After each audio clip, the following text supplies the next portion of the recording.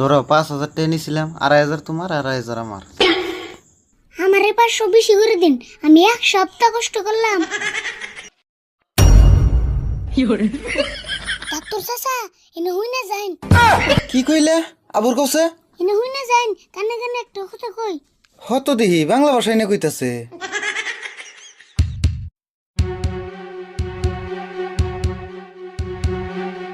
আচ্ছা ও বনি।